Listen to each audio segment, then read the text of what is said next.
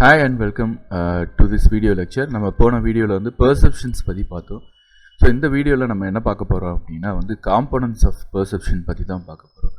So perception அப்படின்றது நமக்கு ஏற்கனவே எக்ஸ்பிளைன் பண்ண மாதிரி நம்ம வந்து ஒரு விஷயத்தை பார்க்குறோம், அந்த விஷயத்தை வந்து நம்ம எப்படி அண்டர்ஸ்டாண்ட் பண்ணிக்கிறோம், நம்ம ஹியர் பண்ணுற விஷயம், நம்ம சென்ஸ் பண்ணுற விஷயம், இதெல்லாம் வந்து நம்ம எப்படி அண்டர்ஸ்டாண்ட் பண்ணுறோம் அப்படின்றது தான் இந்த பெர்செப்ஷன் அப்படின்றத நம்ம பார்த்தோம்.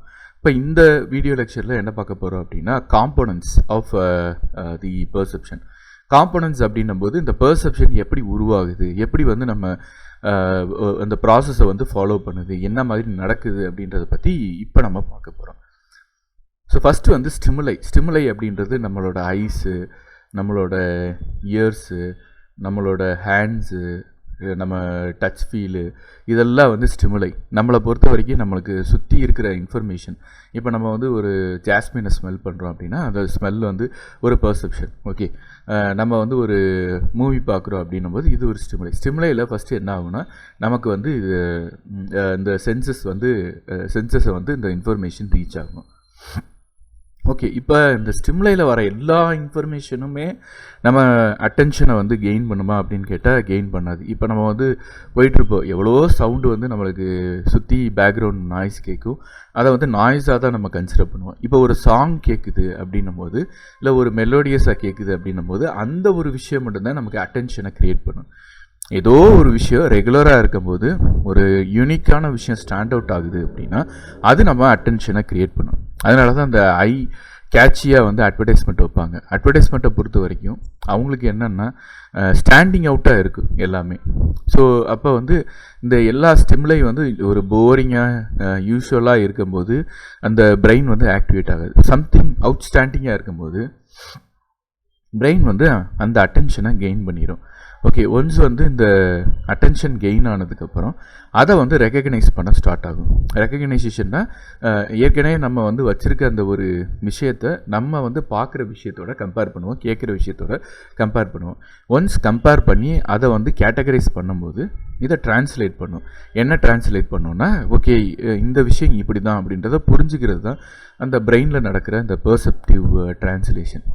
டிரான்ஸ்லேஷன் பொறுத்த வரைக்கும் லைக் நம்ம இப்போ ஒரு மூவி பார்க்குறோம், அதோட எமோஷன் வந்து சேடாக இருக்குது அப்படின்னும் போது நம்மளோட டிரான்ஸ்லேஷன் ஓகே இது சேட் மூவி அப்படின்றத நம்ம பெர்சீவ் பண்ணுவோம். ஓகே, ஸோ இப்போ இந்த டிரான்ஸ்லேஷன் ஆனதுக்கப்புறம் நம்ம வந்து பிஹேவியரில் கொண்டு வரும்.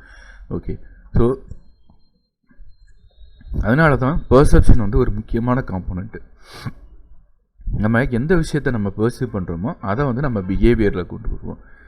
ஒன்ஸ் நம்ம அந்த பிஹேவியரில் கொண்டு வந்ததுக்கப்புறம் நம்ம அந்த விஷயத்தை வந்து பெர்ஃபார்ம் பண்ணுவோம். ஸோ இதுதான் வந்து பெர்செப்ஷனோட காம்போனன்ட்ஸ். ஓகே, ஃபஸ்ட்டு ஸ்டிமுலை, attention, recognisation, translation, behaviour and performance. So அடுத்து வந்து பெர்செப்ஷன் இம்பார்ட்டன்ஸ். வந்து நமக்கு பெர்செப்ஷன் வந்து ரொம்ப ரொம்ப முக்கியமான விஷயம் அப்படின்றத பற்றி நம்ம தெரிஞ்சுக்கணும். பெர்செப்ஷனை பொறுத்த வரைக்கும் நமக்கு வந்து ஹியூமன் பிஹேவியரை பற்றி அண்டர்ஸ்டாண்ட் பண்ணுறதுக்கு இந்த பெர்செப்ஷன் அப்படின்றது ரொம்ப ரொம்ப முக்கியமான கான்செப்ட். ஏன்னா வந்து நம்ம ஏன் வந்து இந்த பர்சன் இப்படி இந்த சுச்சுவேஷனில் பிஹேவ் பண்ணாங்க அப்படின்றத புரிஞ்சுக்கிறதுக்கு அவங்க அந்த விஷயத்தை எப்படி பெர்சீவ் பண்ணியிருக்காங்க அப்படின்றத நம்ம புரிஞ்சால் தான் நம்மளால் வந்து அண்டர்ஸ்டாண்ட் பண்ண முடியும். ஏன் இந்த கல்ச்சர்லேருந்து வந்திருக்காங்க, இந்த மாதிரி ஒரு சில விஷயத்தை வந்து நம்மளால் அவங்களோட பிஹேவியரை ஃபோர்காஸ்ட் பண்ண முடியும். அதே மாதிரி ஃபெசிலிட்டேட்ஸ் நீட்ஸ் டிட்டர்மினேஷன். அவங்களோட நீட்ஸ் என்னவா இருக்கும், எதனால அவங்க மோட்டிவேட் ஆவாங்க. இந்த ஆர்கனைசேஷனை பொறுத்த வரைக்கும் பெர்செப்ஷன் ரொம்ப ரொம்ப முக்கியமான விஷயம். கான்ஃப்ளிக்ட் வர்றதும் பெர்செப்ஷனால தான், சாட்டிஸ்ஃபேக்ஷன் வர்றதும் பெர்செப்ஷனால தான். நம்ம வந்து பெர்செப்ஷன் வந்து என்ன சொல்கிறதுனா கரெக்டான இதில் பெர்சீவ் ஆகிட்டாங்க அப்படின்னா, சரியான விஷயத்தை புரிஞ்சுக்கிட்டாங்க, சொல்ல வந்த விஷயத்த கம்யூனிகேட் ஆயிடுச்சு அப்படின்னா that is a good effective perception. இல்லைன்னா அந்த பெர்செப்ஷனை நம்ம சேஞ்ச் பண்ண வேண்டியது இருக்கும், அண்டர்ஸ்டாண்ட் பண்ண வேண்டியது இருக்கும், கொஞ்சம் எக்ஸ்ட்ரா எஃபோர்ட் போட வேண்டியது இருக்கும். ஸோ பெர்செப்ஷன் அப்படின்றது ஒரு வகையில் பார்த்திங்கன்னா ஒரு ஷார்ட்கட் மாதிரி. நம்ம வந்து ஒரு பெரிய ப்ராசஸை பிரெயின் வந்து அடிக்கடி திரும்ப திரும்ப திரும்ப திரும்ப பண்ணாது. அதனால் எப்பயுமே வந்து பிரெயின் ஒரு ஷார்ட்கட் வச்சுருக்கும், அதுதான் பெர்செப்ஷன். ஏற்கனவே இருக்கிற அந்த ஒரு பிலீஃபை நியூ விஷயத்தை வந்து டீப்பாக அண்டர்ஸ்டாண்ட் பண்ணாமல் ஓகே இதுதான் அப்படின்றத அதுவாக வந்து அஸ்யூம் பண்ணிக்கிறோம். பட் ஆனால் வந்து அப்படி பெர்செப்ஷன் சில நேரங்களில் நமக்கு ஃபெயில் ஆகுறனால நம்ம என்ன பண்ணோம்னா நம்ம வந்து அந்த பெர்செப்ஷனை ஸ்ட்ராங்காக எந்த விஷயத்துக்கு ஷார்ட்கட் யூஸ் பண்ணணுமோ அதுக்கு யூஸ் பண்ணணும், எந்த விஷயத்துக்கு ஷார்ட்கட் யூஸ் பண்ணக்கூடாதோ டீப்பாக அனலைஸ் பண்ணணுமோ அதை நம்ம வந்து கண்ட்ரோல் வச்சுக்கணும். So handling subordinates effectively. அதே மாதிரி நம்மளோட சப்பார்டினேட்ஸோட பெர்செப்ஷன் பற்றி தெரிஞ்சால் தான் ஒரு லீடர் வந்து அவங்களுக்கு என்ன சொன்னால் அவங்களுக்கு ட்ரிகர் ஆகாது, எப்படி சொன்னால் அவங்க வந்து புரிஞ்சுக்கிடுவாங்க, அவங்களோட லாங்குவேஜில் பேசுகிறதுக்கு அந்த சப்பார்டினேட்டோட பேசுகிறதுக்கு ஒரு மேனேஜருக்கு ஒரு அண்டர்ஸ்டாண்டிங்கே கொடுக்கும் இந்த பெர்செப்ஷன். ஸோ இதுதான் வந்து ஆர்கனைசேஷன் பிஹேவியரில் பெர்செப்ஷனோட இம்பார்ட்டன்ஸ். ஓகே, ஸோ நம்ம இந்த வீடியோவில் என்ன பார்த்தோம் அப்படின்னா வேரியஸ் காம்போனன்ட்ஸ் ஆஃப் பெர்செப்ஷனோட காம்போனன்ட்ஸ் என்னென்ன இம்பார்ட்டன்ஸ், எதனால இது வந்து ரொம்ப ரொம்ப முக்கியம் அப்படின்றத நம்ம இந்த வீடியோ லெக்சரில் பார்த்தோம். Okay, bye and see you in next.